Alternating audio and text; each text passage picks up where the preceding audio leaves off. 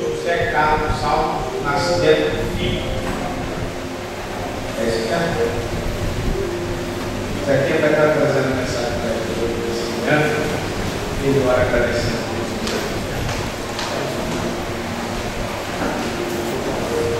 Graça e paz da parte do Senhor Jesus Cristo, amém? Bom dia para todos.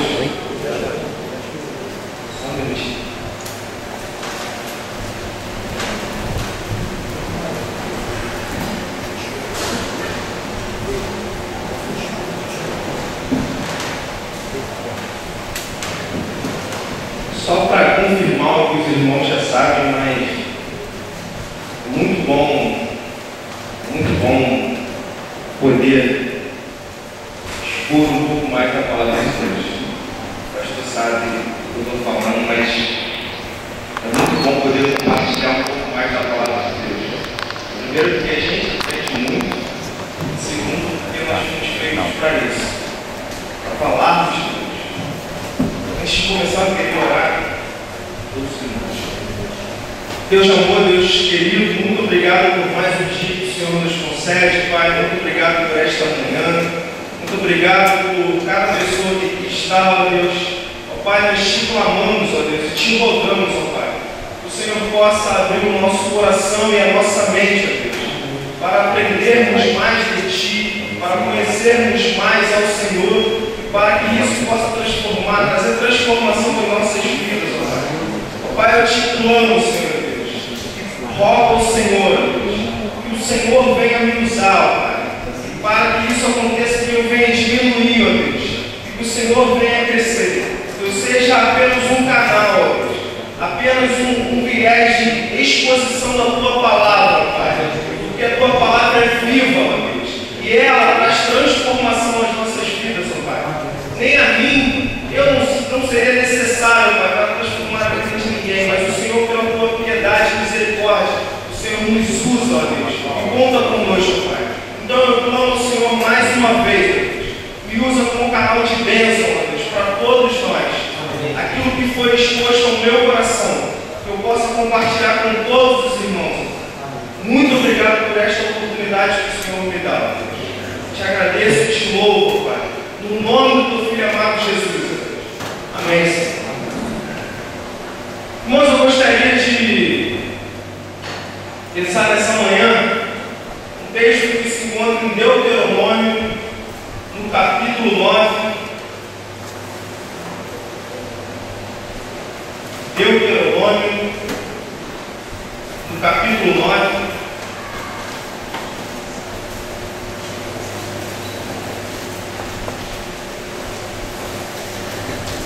Quando os irmãos vão abrindo as suas Bíblias, gostaria de pedir às crianças que se encaminhassem lá para as suas classinhas respectivas, de acordo com as suas idades. A gente vai ter lá os professores para poder se ajudar.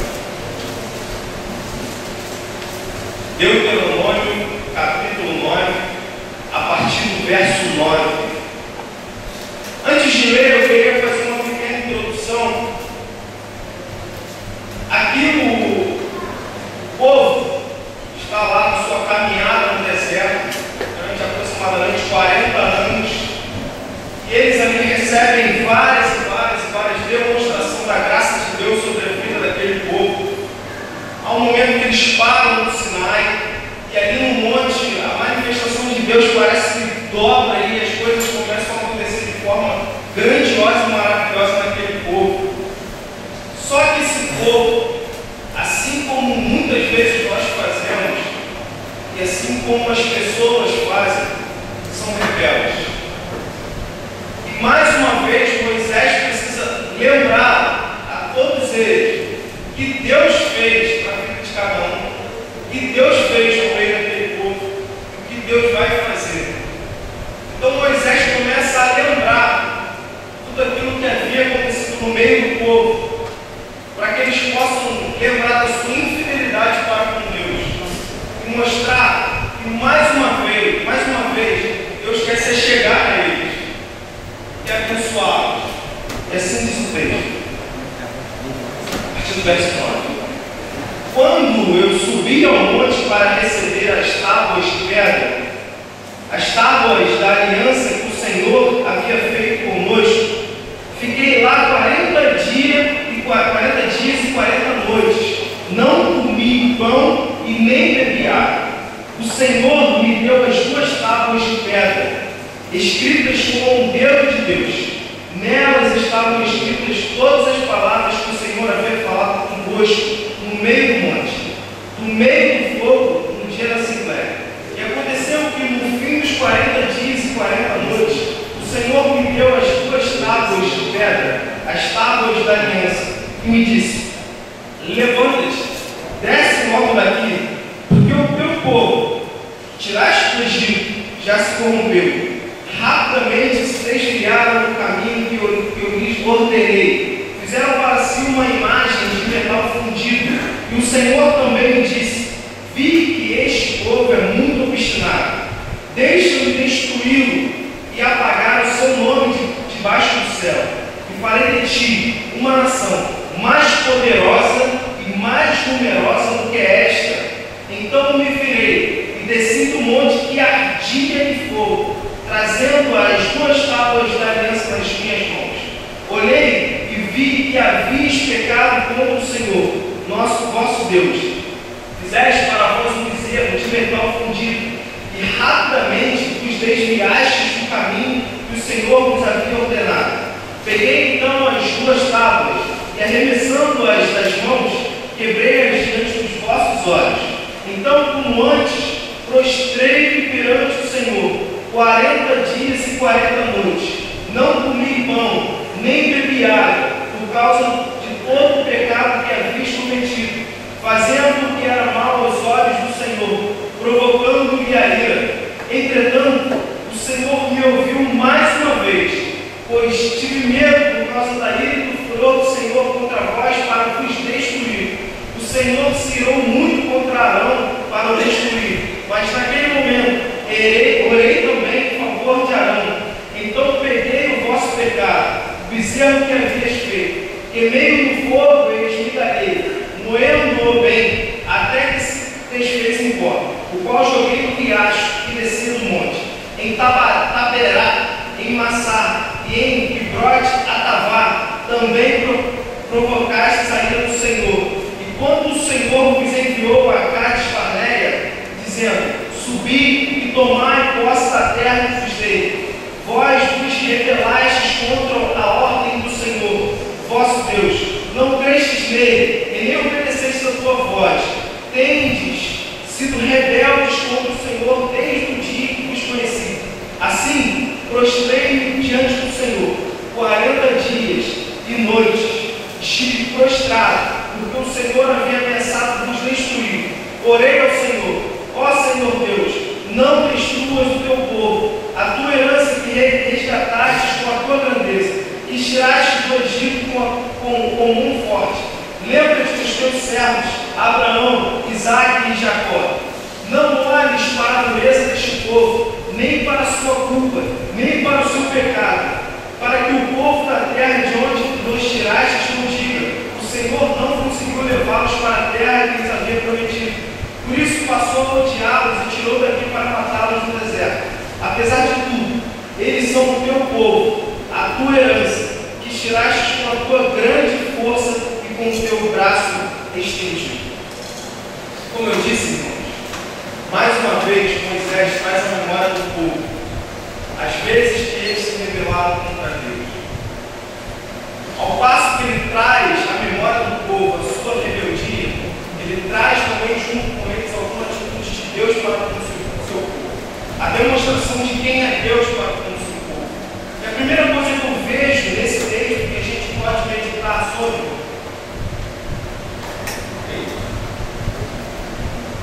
é que Deus conhece as nossas limitações. E por isso Ele cuida de nós.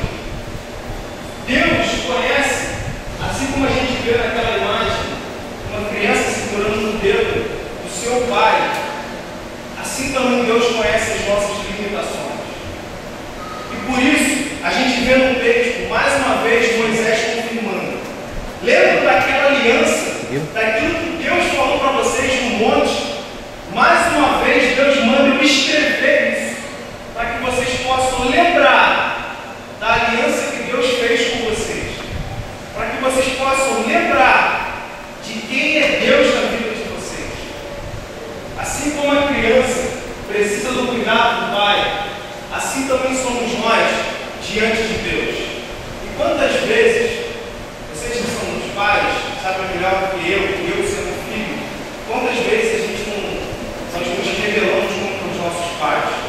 Quantas vezes nós tomamos decisões em caminhos errados, que muitas vezes os nossos pais nos alertaram, e a gente vai por caminho tortuosos. E quantas vezes, quando a gente merece uma palmada, o nosso pai não estende a mão para a gente e nos cuida, e nos toma no colo, e nos leva, nos guia e direciona por pastos verdejantes. Muitas vezes é isso que a gente merece, e é isso que Deus nos dá. E assim também com o seu povo. E quando a gente olha para o texto, é assim que a gente tem que pensar para os que estão lá fora.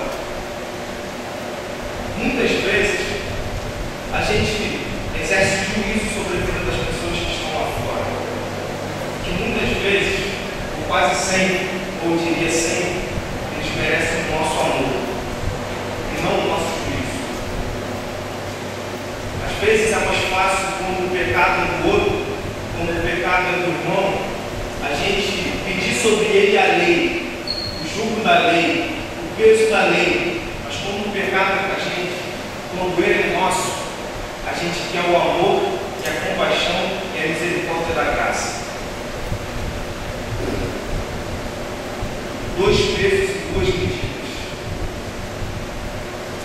Dois pesos e duas medidas. Mais amor. Um tempo atrás eu saí num passeio, agora eu esqueci o nome da trilha. No início da trilha eu estava escrito mais amor. Não sei quem foi que botou aquilo naquela trilha, mas aquilo mexeu comigo profundamente. Porque era uma trilha muito cansativa, era uma subida muito íngreme. Eu quase não aguentei. Parei umas 5 ou 6 vezes para sentar porque eu não estava aguentando mais. Mas sabe o que me dava força? Era lembrar de Moisés, subindo muitas vezes no monte, saindo dele, transbordando dele o amor por aquele povo.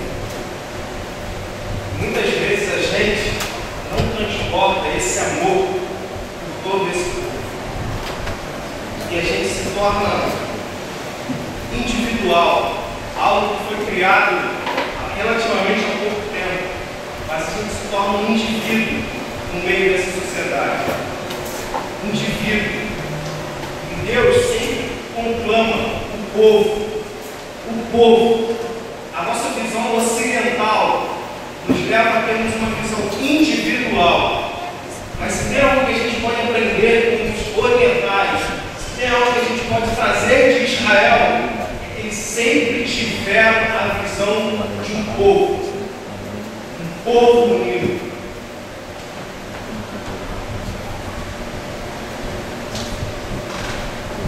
A segunda coisa que eu vejo e aprendo nesse texto é que as bênçãos de Deus é para todo mundo. Ao passo que Ele nos mostra as nossas limitações, e é normal, nós somos limitados, nós precisamos do cuidado de Deus.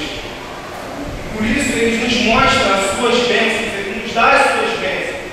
Mas as nossas bênçãos, aquilo que nós recebemos, não é só para nós. Não é para a gente guardar e ficarmos gordos de conhecimento, de experiência com Deus, mas é para que isso transborde para as outras pessoas. Para que isso transborde para as outras pessoas. Neste contexto, o que Moisés havia recebido de Deus eram as tábuas. E pense comigo, irmãos. Moisés estava diante de Deus, ouvindo o próprio Deus, recebeu algo do próprio Deus. Ele poderia ter ficado ali a vida seria tão bom se a gente estivesse diante de Deus. Queríamos ficar ali a vida inteira.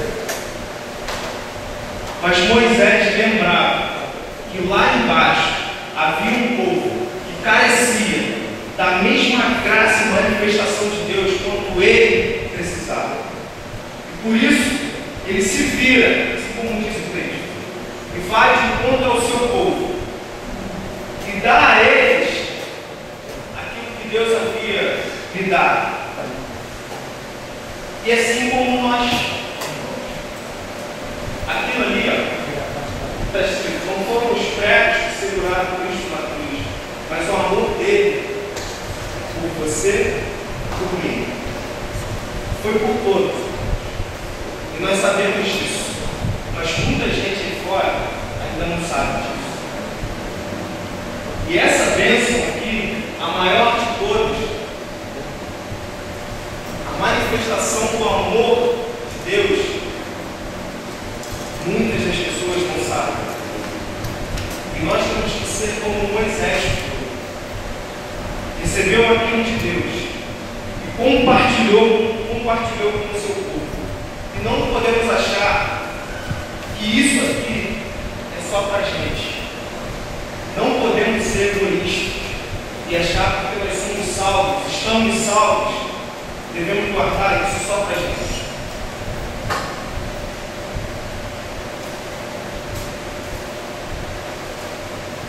A terceira coisa que eu encontro nesse texto é que Deus está acima de qualquer dificuldade. Quando a gente vai falar do amor de Deus para as pessoas, a gente encontra várias barreiras e várias dificuldades. Várias barreiras e várias dificuldades. Mas Deus está acima de qualquer dificuldade. Quando Moisés desce do monte, acompanhe comigo aí.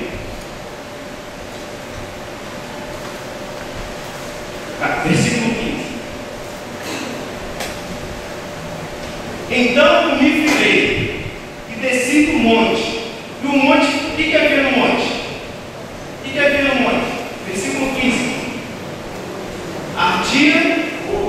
Ardia em fogo, trazendo as duas tábuas da aliança na mão.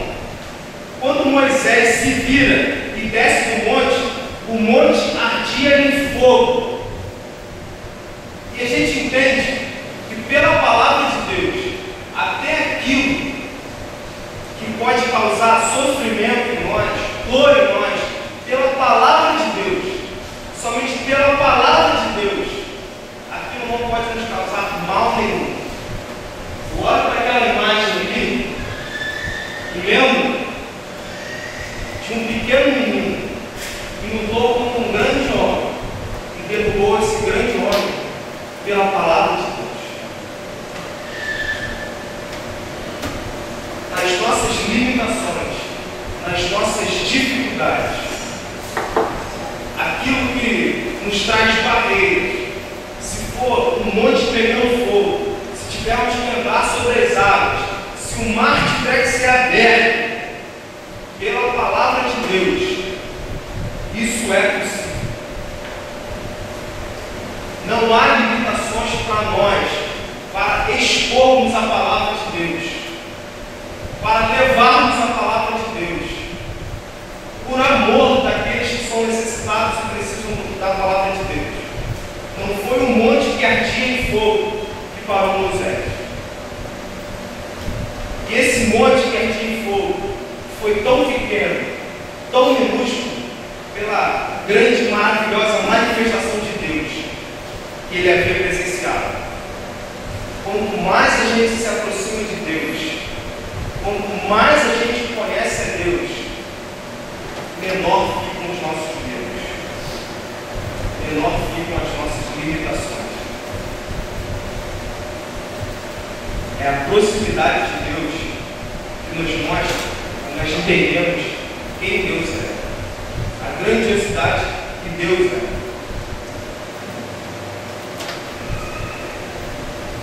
Uma das coisas mais impressionantes que eu vejo nesse texto é que Moisés não ficou apenas 40 dias e 40 noites sem comer, sem beber. Se a gente olhar o primeiro versículo que nós lemos, no capítulo, versículo 9, nós vemos que ele fica lá, final, parte B. Fiquei lá 40 dias e 40 noites. Não comi pão, nem bebi água. Depois, quando Moisés desce, encontra-se com o povo, vê o pecado do povo, quebra a sua tábua, e quebra as tábuas da lei, ele mal desce do monte e diz que mais uma vez fica lá diante de Deus 40 dias e 40 noites. Isso é milagre. A ciência diz que só seríamos possíveis. Só seria possível a gente ficar 3 dias sem comer, 3 dias sem beber água e 7 dias sem comer. Depois disso, nós morreríamos. E Moisés ficou 80 dias. 80 dias. Fiquei pensando, como isso é possível? Como isso é possível? Aí eu pude entender, quando Jesus foi tentado por Satanás, Satanás manda Jesus transformar as pedras em pão. Jesus diz: nem só de pão viverá o homem, mas de toda a palavra que sai da boca de Deus. Moisés se alimentou do próprio Deus, de toda a palavra que sai da boca de Deus. Ele se alimentou das palavras que saíam da boca do próprio Deus. Isso nos mostra que Deus é tudo na nossa vida. Ele está acima até das nossas necessidades primárias. E o nosso jejum não deve ser para que a gente busque uma bênção na nossa vida, uma coisa específica nas nossas vidas, mas é para que a gente possa entender que nós precisamos nos alimentar de Deus. É a fome de Deus. É mostrar: Senhor, eu não preciso de mais nada senão do próprio Senhor.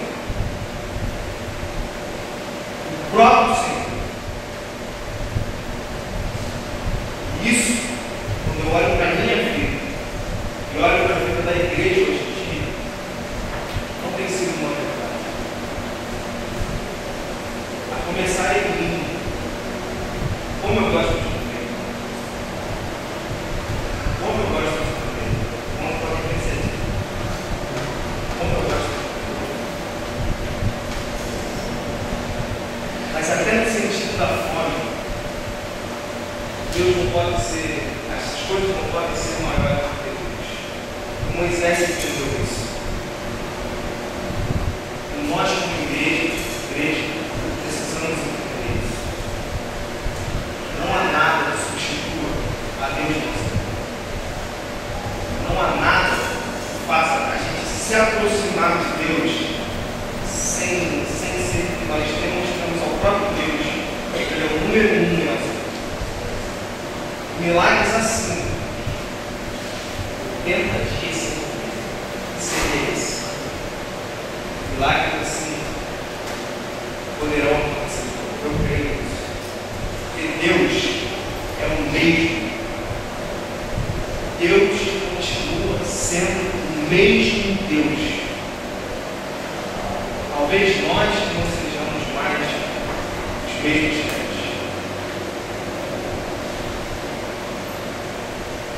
Quando a gente olha para a nossa rebeldia diante de Deus, a gente vê um Deus gracioso, bondoso, santo,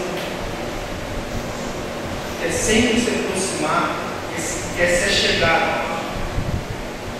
E nós sempre nos rebelamos contra Deus. No final de tudo, botamos a culpa nele.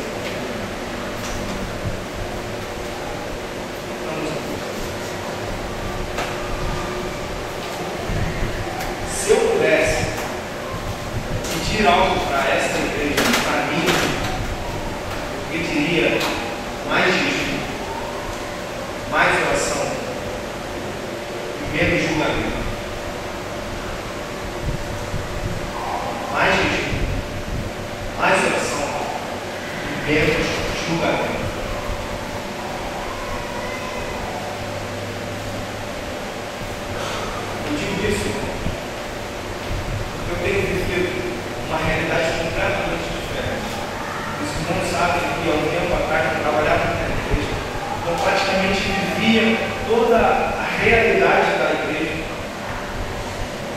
E agora a minha realidade mudou muito.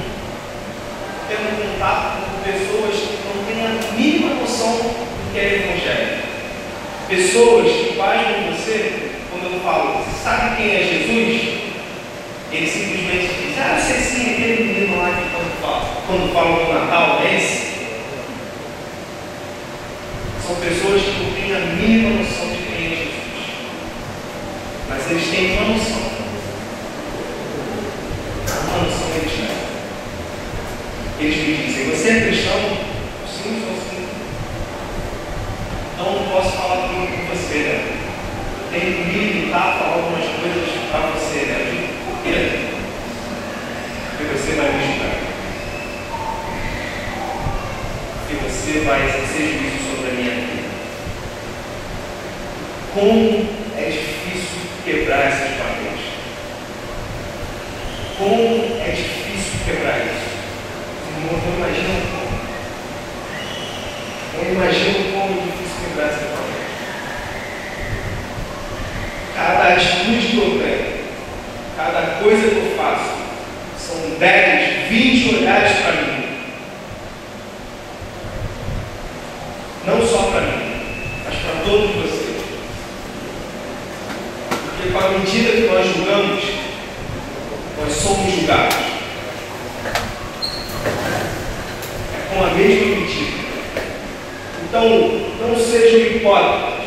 Isso eu digo a mim também. Não sejam hipócritas, dizendo que as pessoas exercem sobre nós juízo, que as pessoas olham para nós e nos julgam. Não sejam hipócritas. Nós começamos com isso. Mais jejum, mais oração, mais amor, menos juízo. Moisés vira-se para Deus. Deus queria dar para Moisés, oferece a Moisés um novo povo, um povo diferente. Moisés olha para o seu povo e diz, não, foi esse povo que o Senhor me deu, eu vou até o final com esse povo. Há uma semana atrás eu estava conversando com um amigo e eu disse, cara, eu não aguento mais o Brasil. Eu não aguento mais o Brasil. É muita injustiça, é muito roubo, é muita covardia. Eu disse, se eu tivesse dinheiro, eu iria embora do Brasil. Mas Deus trouxe essa palavra no meu coração. Isso tem me incomodado há muito tempo. Ele disse para mim, não. Esse é o povo de Deus. Esse é o povo que eu quero que você faça diferença na vida deles. Esse é o povo. E o raio diz, a igreja local é a esperança do mundo.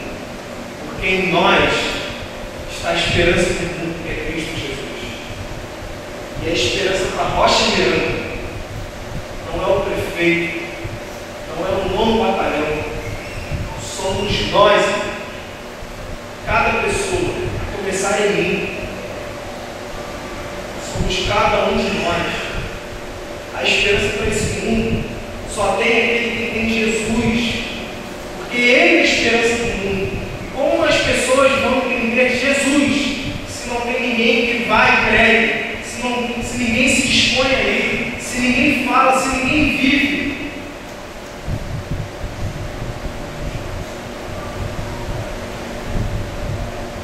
A última coisa que eu entendo no encontro desse texto é que Moisés se santifica diante de Deus.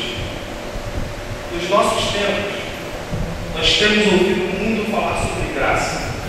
Nós temos ouvido muito falar sobre justificação de Deus. Não estou falando isso é errado, não. Pelo contrário, isso é maravilhoso. Isso vem de Deus para nós. Mas muitas vezes a gente tem deixado a santificação de lado. E há duas motivações que nos fazem querer nos santificar. A primeira é por causa do amor de Deus.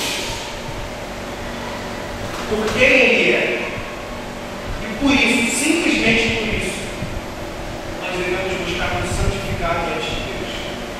segunda, e é aquilo que nós encontramos Moisés fazendo, é o amor pelo próximo. Porque Moisés se santificou por Arão. Moisés se santificou pelo povo. Quantas vezes eu me pego julgando o povo e orando um pouco pelo povo? Quantas vezes eu me pego analisando o povo e me santificando um pouco pelo povo? E Moisés se santificou não por ele, pelo povo. Pelo povo. Ele estava diante de Deus, ele ouviu o próprio Deus, ele via a manifestação do próprio Deus. Ele precisava mais uma vez se santificar por ele, mas ele fez o que fez pelo seu povo, por aquele que Deus colocou nas suas mãos. Então, irmãos, santifique-se pelos seus filhos, santifique-se pelas suas famílias, santifique-se pela sua igreja, santifique-se pelo seu pastor, santifique-se pelo seu bairro, santifique-se pelos seus vizinhos, santifique-se por Deus.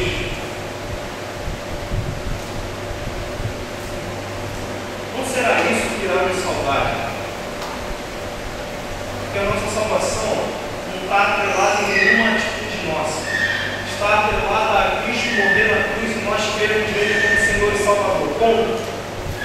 Mas a justificação de Deus, a graça de Deus, tem que produzir em nós algo diferente.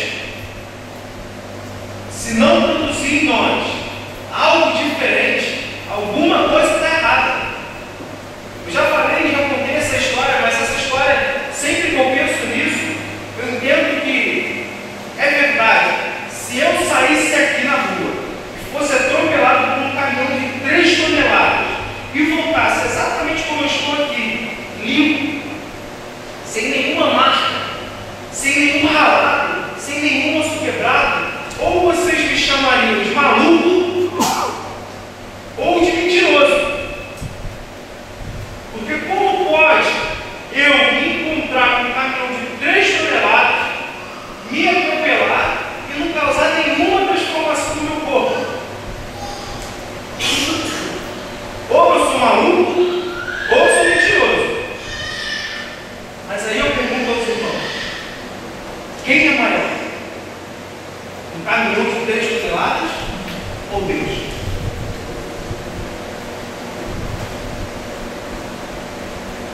Se o seu encontro com Deus não traz nenhuma transformação na sua vida, alguma coisa está errada. Se isso não produzir em nós santificação, se não nos tornar semelhantes a Deus, a Jesus, alguma coisa está errada.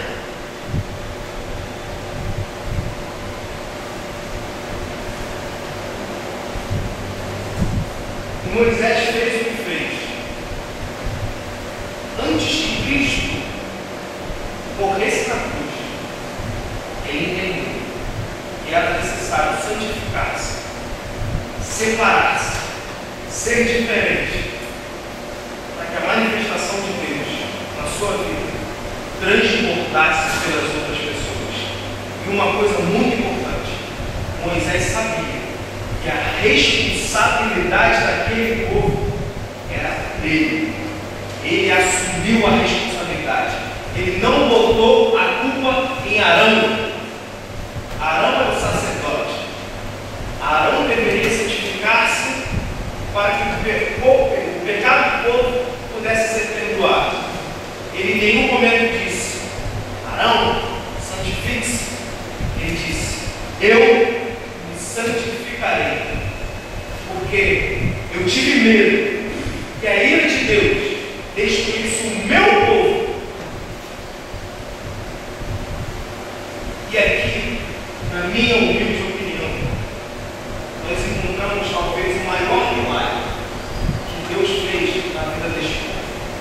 Esse povo experimentou a saída do Egito, esse povo experimentou o mar sendo aberto, esse povo experimentou o maná caindo dos céus, esse povo experimentou rocha saindo, a água saindo da rocha, esse povo experimentou água salgada tornando-se em doce. Esse povo experimentou 40 anos vestindo as mesmas vestes, sem que elas ficassem velhas. Esse povo experimentou de dia uma nuvem que cobria todo o povo, evitando que o sol queimasse a sua pele. Esse povo experimentou uma coluna de fogo à noite, esquentando no frio do deserto e direcionando para onde eles iriam. Ele experimentou o caminho de Deus e o direcionamento, porque toda vez que a nuvem ia, eles iam atrás. Toda vez que a nuvem parava, o povo parava. E assim com a coluna. Toda vez que a coluna de fogo ia, o povo ia. Toda vez que a coluna de fogo parava, o povo parava. Eles experimentavam Deus full time, o tempo inteiro. Mas o maior milagre, na minha opinião, na minha humilde opinião, foi Deus não destruir o povo por causa de um pedido de um único homem. De um único homem.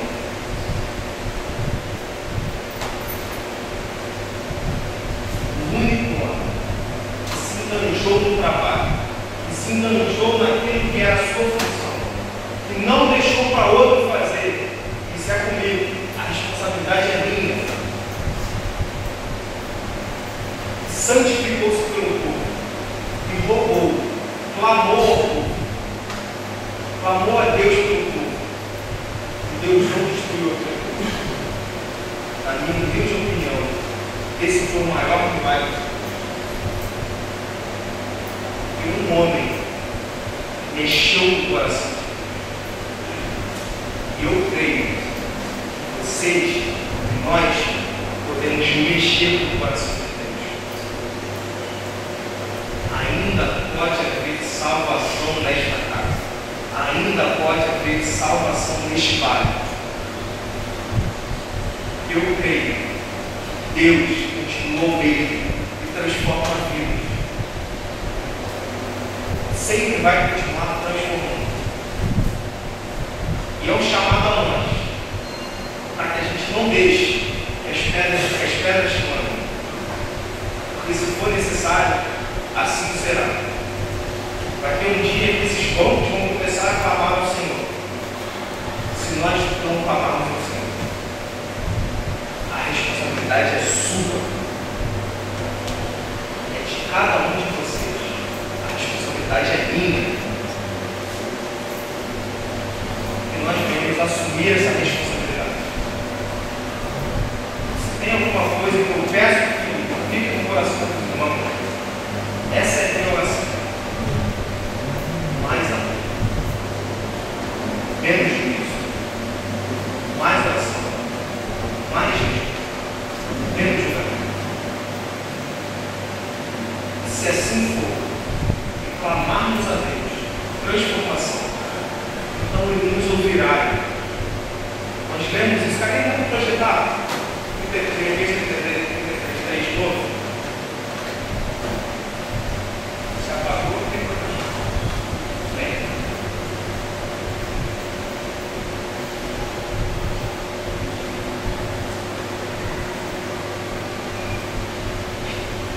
Clama a mim, tudo junto, por favor. Você é comigo demais. Clama a mim e te responderei, e te anunciarei coisas grandes, inacessíveis, que não conheces. Como o pastor disse, uma promessa de Deus. É uma promessa de Deus. Mas é algo combinado entre Deus e nós. Deus sempre vai fazer a parte dele. Agora, para nós.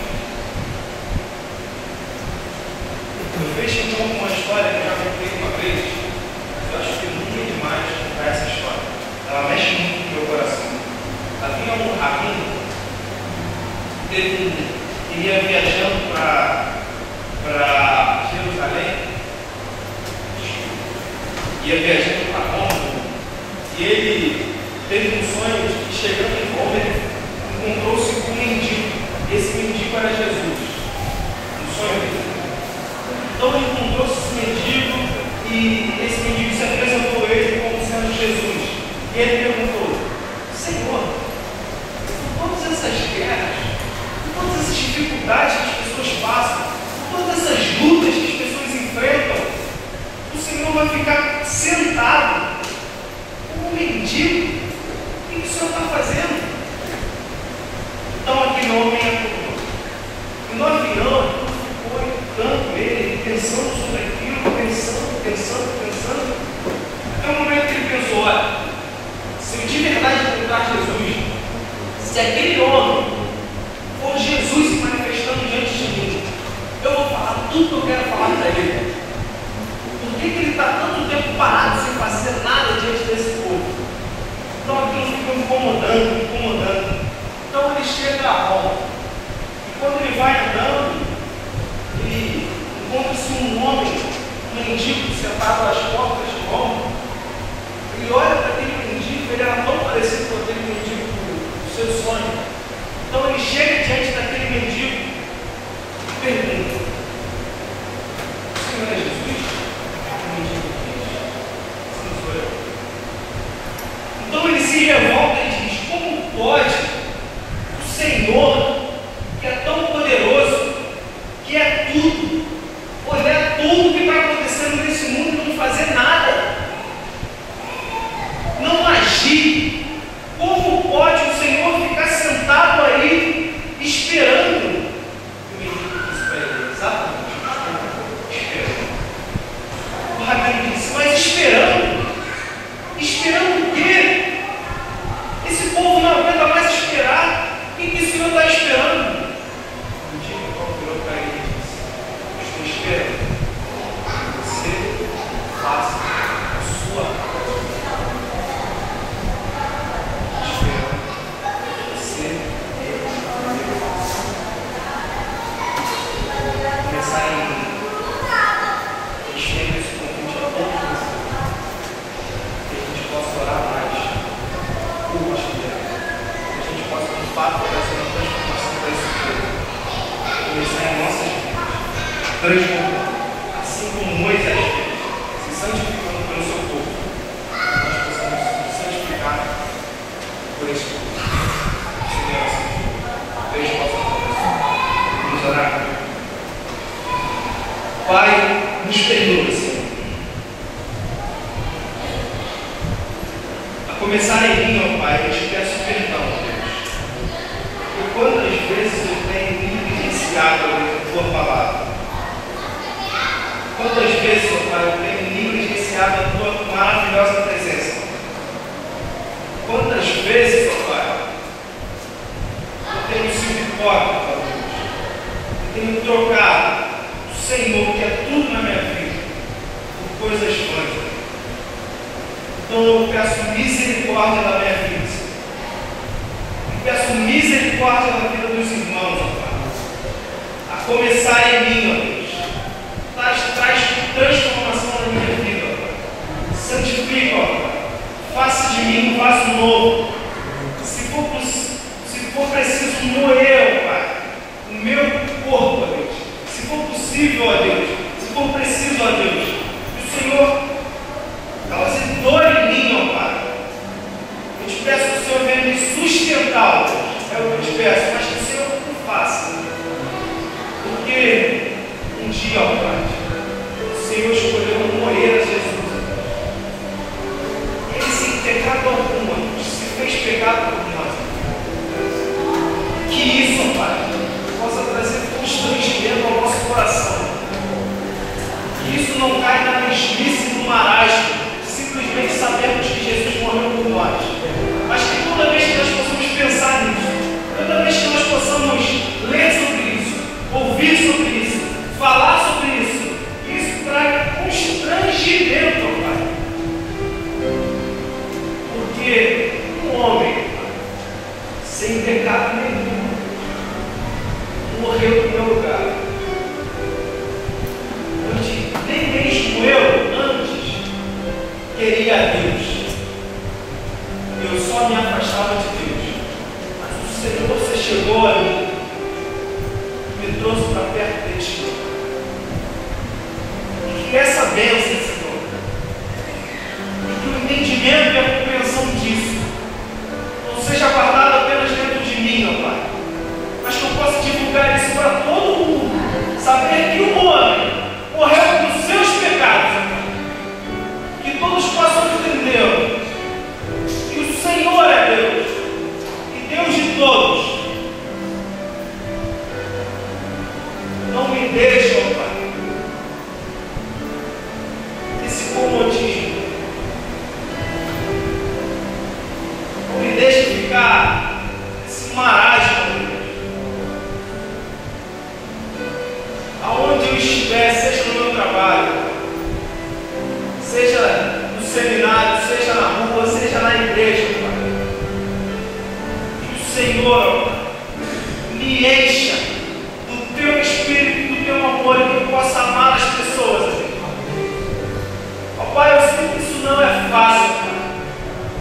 Quantas e quantas vezes, Pai, sendo sincero, Pai, eu quis escanar uma pessoa.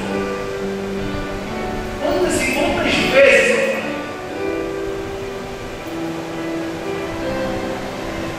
eu não amei com o Teu amor. Então eu te peço a Tua misericórdia. Misericórdia pela minha vida, Pai, para que eu possa amar como o Senhor amou. E que essa igreja possa transbordar o Teu amor. Que a cada pessoa que entre aqui, ó, possa sentir, fluir de cada pessoa aqui, ó, Teu amor. E que possa se sentir tão acolhida como uma criança segurando um dedo do seu pai. Ó Pai, que a gente não venha afastar de nós as nossas responsabilidades. Mas eu te peço uma ajuda, Senhor. O Senhor veio até nós, fez um de nós, o Senhor sabe quanto é difícil.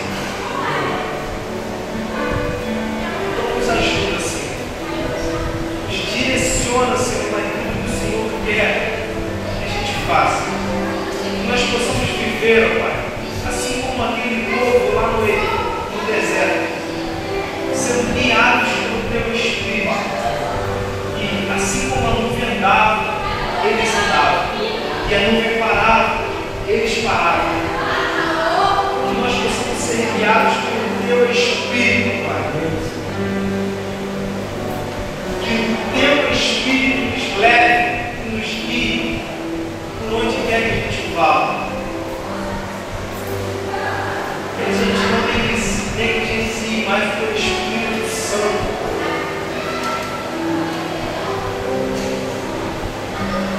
Nos ajuda, Senhor. Nos ajuda a sermos pessoas melhores. Nos ajuda a sermos filhos melhores, maridos melhores, esposos melhores, esposas melhores, empregados melhores, empregadores melhores. Pois isso é ser igreja, Pai. Ser igreja é isso, é mostrar a Cristo onde quer que a gente vá, fazendo o que a gente faça. Então nos ajude, Senhor. Muito obrigado. Muito obrigado por tudo.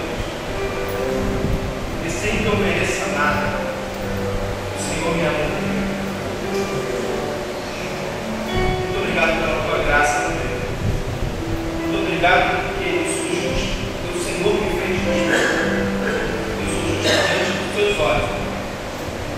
Por nada que vem de mim, mas simplesmente, puramente, por aquilo que vem do Senhor.